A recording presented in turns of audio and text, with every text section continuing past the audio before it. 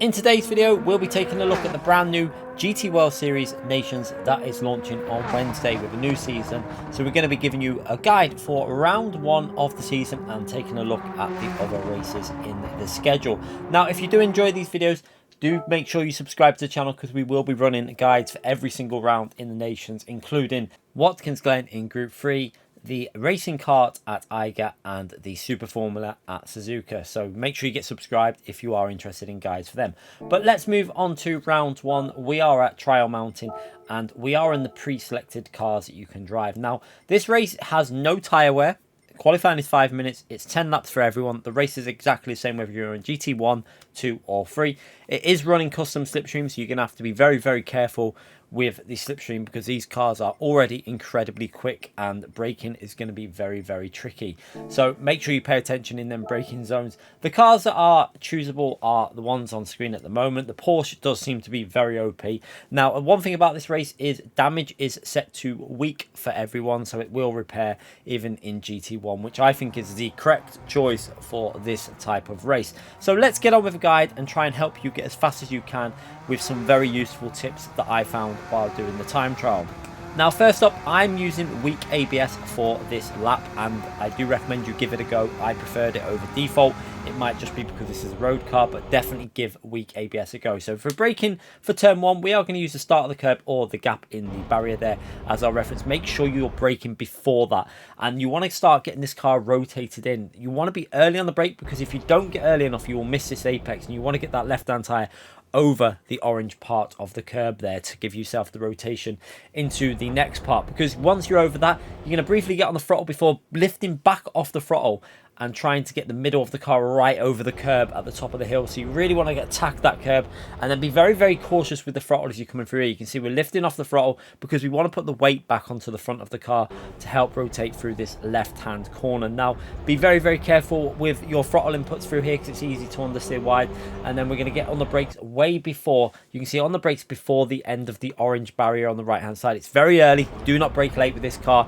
You will regret it if you try and brake late. Now, down to third gear for a bit of rotation as we go into this corner, but then we're going to use fourth gear for the acceleration as we come out the exit. Now, even with that little bit of short shift there into fourth, the car is still temperamental when you're accelerating out there, so be very careful. Then we're going to be looking for the next braking zone. I'm using the rock still, but make sure you brake a long way short of that, and then again using them gears to rotate down to second gear. But then we're going to go back up to third gear for the acceleration and then up to fourth gear, a little bit of a short shift to fourth as well, just as this car builds up that power and then into the next braking zone. Now, you can brake just before the end of the curb. I use it as a reference again, but make sure you are before the end of the curb because if you don't, you're going to understeer wide. The aim is to keep the car as close to this curb on the right hand side as you can. Early upshift to fourth gear again as you put the power down, and now you want to keep to the right hand side as you enter the tunnel where you're going to just get on the brakes just at the start of the tunnel there, and now you want to start rotating in. Now you're going to go down to third gear to start that rotation and then back up to fourth gear as you start getting that car close to the apex of the corner, and then feed that throttle in. Just be careful you don't go too early on the throttle as you might hit the wall on the outside and then it is completely flat out all the way down this straight. Now make sure you're revving it as much as you can on these straights, get the most out of this car on the straight line and then into this next tricky braking zone. Now we are going to use, I've named him Pio. He's in the middle of a forest. We're calling him Pio for this guide. We're braking just before him on the right hand side there, and this is another corner that you're going to have to be very careful on because you brake late and you just go off into the distance. You really need to be earlier rather than late there. Now, again, as we're going into the corner, you want to start keeping this car very narrow into this apex. Because of the camber of the corner, you want to stay to the left. Use the gears to rotate. You might need to use second if you've gone a little bit too deep. I was okay with third gear. Then back up to fourth gear. And then again accelerate out the corner cautiously because it can catch you off guard with the power of this car. Now a little short shift off to fifth gear there just to settle the car down as we go into this right hand corner, and a lift off the throttle you can see will help rotate it in. Then we're going to go back down to fourth gear as we come into the braking zone, and we're going to use them cones on the left as a reference for our braking. They're very handy there, pretty much braking dead level with them cones. Now from here you almost want to keep the car in a straight line as you're going into the braking phase. Down to third gear, you can use second gear if you want, but I found it unsettled the car a little bit for me, so stuck it in third gear and kept it there. And then as you hug this apex, be very cautious before you put that power down, and when you do, into fourth gear, get that acceleration done in fourth gear and then flat out over this hill. Now be cautious because the car will lift off here, and then pretty much as soon as you land, you're on the brakes. As soon as that front end is back on the ground, onto the brakes and starting to slow it down for this next left-hand corner. Now you're going to use second gear for a bit of extra rotation there, and then back up to fourth gear for the acceleration out the exit. That will reduce your chance of losing the rear as you power out in third gear. So fourth gear, a lot safer, keeps it nice and stable, and then into the next braking zone, which I'm going to brake just before the start of this curve on the right side. Now I probably braked like 1 foot too deep, and the problem with this car is because of the power and the acceleration, a little bit late will make you be extremely late into the apex on this corner. So try and make sure you brake early for that corner, because you want to hug this apex like the Ghost in front.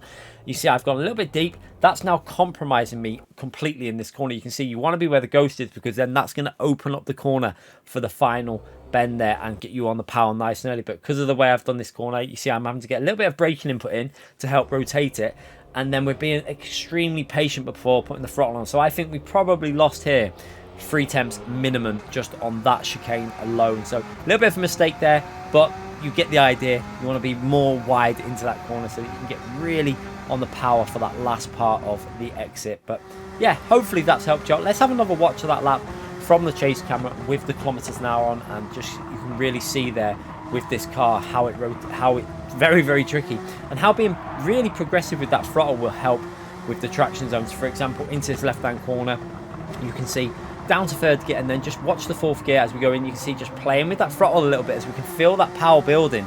If you go completely 100% there, you do risk the car completely snapping on you. Again, on the exit here, early upshift to fourth gear, and then just brake early for this car. You really want to be early because you want to hug that curb to keep it to the right hand side. You don't want to go over the yellow line in the middle of the track, because if you do that, you're then going to be compromising yourself all the way through this long left onto the straight. And that is a really important corner for your lap time, as building the speed up all the way down the straight, carry that momentum all the way into the next braking phase. So it's the longest straight on the track, and you really want to get that corner nailed. Again, using PO as our reference there, braking just short of him, and then down the left hand side, keeping this car as narrow as you can to that wall. You really want to hug it as much as you can. Then you can get into that fourth gear nice and early, and then into that next braking phase. And you can see when we go on the brakes, we're pretty much keeping it in a straight line. And now, like I say, you can use second there for a bit of extra rotation, but what I found was it became a little bit unstable for me. I preferred to keep it in third, and then again into this corner, second gear, back up to fourth gear for the acceleration. And then we're into that braking zone where I braked a fraction too late. It was ever so slight, but you can see the difference here when you're watching the chase camera. You can see the gap to the apex there. You can see it, and it's just compromised me all the way through. You can see I've not gone to the full width for the track now because I compromised myself there.